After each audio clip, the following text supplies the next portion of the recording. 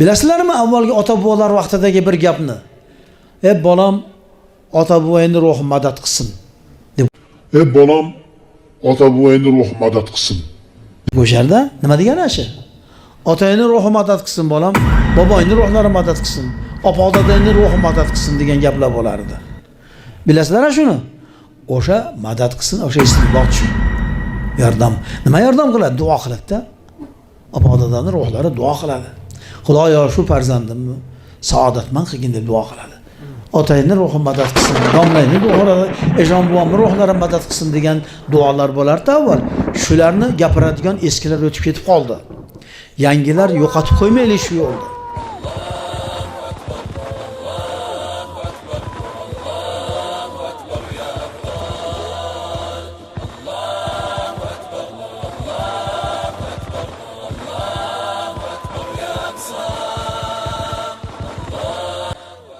Ve Allah Subhanahu ve Teala Kur'an-ı Kerim'de ettiği ki فَلَمَّا جَاءَتْهُمْ رُسُلُهُمْ بِالْبَيِّنَاتِ فَرِحُوا بِمَا عِنْدَهُمْ مِنَ الْعِلْمِ. Ularga payg'ambarlari haqni ochiq oydin suratda olib kelishgach, ular o'zlaridagi bo'lgan ilm bilan xursand bo'lib quvonishdi. Ya'ni payg'ambarlardan qabul qilishmadi. Payg'ambarlarning har bittasini mana Alloh subhanahu va taolo va laqad ba'athna fi kulli ummatin rasulan an i'budulloha vajtanibut togut. Payg'ambarlar olib kelgan narsa mana bu Alloh taolo buyurgan narsa edi. Alloh taolo aytadiki, har bir ummatga biz yakka Allohning o'zigagina ibodat qilinglar, tog'utdan chetlaninglar deb da'vat qiladigan rasulni, elchini jo'natdik. Mana shu elchilarga bu xalqlar qanday muomala qilishdi? Bular aytishdiki, o'zlaridagi bo'lgan ilm bilan xursand bo'lishib, hovliqishib, bu payg'ambarlarga qarshi chiqishdi mana. Va payg'ambarlarni o'zlarida bo'lgan bir ilm, ya'ni o'zlarida bo'lgan bir soxta shunday bir ma'budotlariga, botil e'tiqodlari bilan ularga ro'baro bo'lishdi. Va Alloh subhanahu va taolo ularni keyin mana qiyomat kunida nihoyatda bir qattiq azob bilan azoblaydi. Va hakada katirun minal mushrikin al-an yazunnu annahu ala haqq. Hozirgi kundagi mushriklar ham shunday, o'zini juda bilag'on ilmliman deb biladi. O'zini o'ylaydiki, men haqdaman deydi. Lekin nihoyatda u jaholatda yoki bu shirk, ahli shirkning bisababi jahli avi talbis ahli shirki va tadlilihim lahum. Mushrik bo'lgan kishilar bilan oshna og'ayni bo'lib, mushrik bo'lgan ahli shirk bo'lgan kishilar bilan aralashib yurganligidan bu mana shunday bir e'tiqod bilan, shirkiy e'tiqod bilan e'tiqodlanib qoladi. Va ularga shunday bir ulfat bo'lib, ular bilan birga yurganligidan ularning fikrlaridan ta'sirlanib shunday bir adashishlik yo'liga kirib qoladi. Va ba'zi shirk ulamolarini ko'rasizki, qabrda egasini oldiga borib, bir qabrga borib turib, shu yerlarda xutbalar qilishadi, odamlarni shirkka da'vat qilishadi. Va ularni shu shirkka shijoatlantirishadi. Haqiqatda shunday. Mana biz tomonlarda juda bir mashhur aka-ukalar bor. Shular qabristonda turib, shu narsaga ochiq oydin da'vat qilyapti. Ochiq oydin shu shirkka payg'ambar nimalardan, solih kishilardan madad so'rasa bo'ladi. Istimdod deb qo'yadi ular. Istimdod, madad talab qilishlik joiz deydi. Qabrdan borib madad so'rasa bo'ladi. Solih kishilarni qabriga borib madad so'rasa bo'ladi deb ochiq aytadi ular. Mana bu kishilar haqiqatda kitob o'qishni biladigan, Qur'on hadisni, arabchani biladigan kishilar, lekin bu shirkka da'vat qiladi. Butun xalqlarni shunga shijoatlantirishadi. Innakum ala haqqin va tuhibbuna solihin. Sizlar mana qabrlarga borib solih kishilarga haqqiga atab qurbonliklar qilib nazrlar atayotgan bo'lsanglar, ularga duo qilayotgan bo'lsanglar, sizlar demak sizlar haqdasizlar. Sizlar mana solih kishilarni yaxshi ko'rayotgan kishilar sizlar. Albatta bu solih kishilarning Allohning huzurida juda katta bir obro'lari, e'tiborlari bor. Shuning uchun bular yaqin kelajakda sizlar uchun Alloh taolodan shafoat talab qilib, sizlarni shuni jahannam tushishligidan qutqaradi bular deyshadi. Va shirkka mana shunday o'zini olimman degan kishilar qabrlarga borib olib, qabristonlarda mana YouTube'larda ham bor shu narsa. Shu shirkka nima qiladi? Ularni shijoatlantiradi. va ularni mana shunday shirkka bo'lgan e, bu shirkni ularga botilni haq qilib ko'rsatadi. Va o'zlari ham mana shu shirklarida davom etishadi. Va nazrlar atashib, qurbonliklar so'ydirishadi u yerga. Bu bir omiy johil kishilarni. Va bu qabristonlarga mana bizni yurtlarda emas, boshqa joylarda shunday bir pullar berib, pullar qo'yib ketadi. Qabrning oldiga shunda bu yerdagi kishilar shu qabristonda atrofida maqbaralarda qarab turgan kishilar shu pullarni olishadilar mana.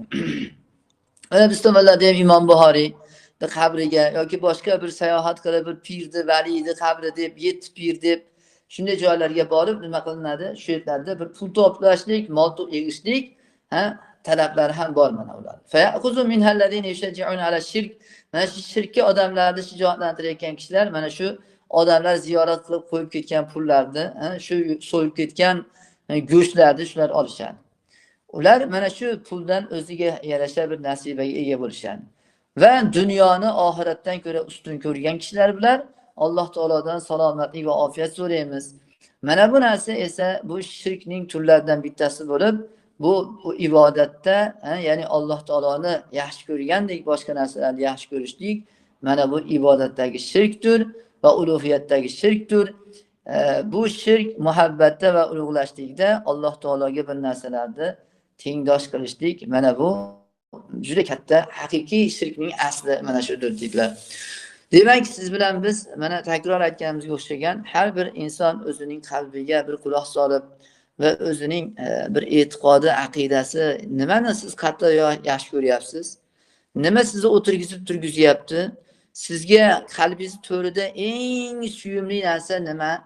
Bu muhabbat tabiiy muhabbatmi yoki ibodat muhabbatimi?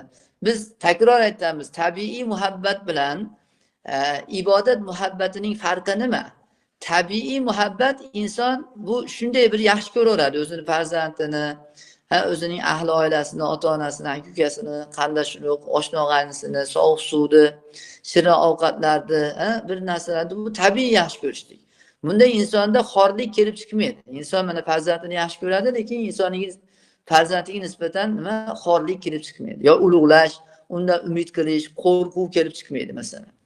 Agar bir insonni yaxshi ko'rsa va bu yaxshi ko'rishligi undan xorlikni keltirib chiqaradigan bo'lsa, unga o'zini xor tutadigan bo'lsa, unga yorinib yorib bo'lsa va undan Allohdan qo'rqqanday qo'rqsa va undan umid qilsa, unga masalan tavakkul qiladigan bo'lsa, mana bu ibodat muhabbati hisoblanadi. Biz har bittamiz qalbimizni bir tekshiraylikki, mana shu qalbimizga shu muhabbat, ya'ni ibodat muhabbati bilan birodar Alloh taolodan boshqani, Alloh taoloni yaxshi ko'rgani yaxshi ko'rmayapmizmi, bir tekshirishligimiz kerak mana.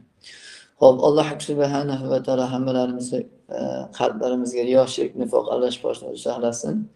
Alloh subhanahu va taoloni haqiqiy qattiq yaxshi ko'radigan kishilardan qilsin. Mana Alloh taolo oyatda aytganidek, va minan nasi ma yattaxidu min dunillahi andadan yuhibbunahum ka hubbillah vallazina amanu ashaddu hubban lillah deydi mana. Iymon keltirgan kishilar Alloh taoloni qattiqroq nima yaxshi ko'rishadilar mana. Xo'p, duo qilaylik. Bismillahirrohmanirrohim. Alhamdulillah vassalatu vassalamu ala rasulillah. Allohumma anta robbuna la ilaha illa ant. عليك توكلنا وأنت رب العرش العظيم ما شاء الله كان وما لم يشأ لم يكن ولا حول ولا قوة إلا بالله العلي العظيم نعلم أن الله على كل شيء قدير وأن الله قد أحاط بكل شيء علما اللهم إنا نعوذ بك من شر أنفسنا ومن شر كل دابة أنت آخذ بناصيتها إن ربنا على صراط مستقيم الله الإسلام والمسلمين وأذل الشرك والمشركين ودمر أعداءنا وأعداء الدين وأهلك الكافرة والمشركين ربنا ظلمنا أنفسنا وإن لم تغفر لنا وترحمنا لنكونن من الخاسرين يا حي يا قيوم برحمتك نستغيث أصلح لنا شأننا كله ولا تكلنا إلى أنفسنا طرفة عين اللهم أحسن عاقبتنا في الأمور كلها وأجرنا من خزي الدنيا وعذاب الآخرة اللهم ربنا اصرف عنا عذاب جهنم إن عذابها كان غراما اللهم ربنا إننا آمنا فاغفر لنا ذنوبنا وقنا عذاب النار اللهم إنا نسألك الجنة ونستجير بك من النار. اللهم ربنا وآتنا ما وعدتنا على رسلك ولا تخزنا يوم القيامة إنك لا تخلف الميعاد. اللهم إنا نعوذ بك من فتنة النار وعذاب النار وفتنة القبر وعذاب القبر وشر فتنة الغنى وشر فتنة الفقر. اللهم إنا نعوذ بك من شر فتنة المسيح الدجال. اللهم إنا نسألك بأسمائك الحسنى وصفاتك العلى أن تنصر إخواننا في فلسطين وشرق تركستان وأهل غزة خاصة، وأن ترفع عنهم الظلم والاضطهاد، وأن تعيد لهم أرضهم المقدسة، وأن تجعل المسجد الأقصى حرا شريفا آمنا.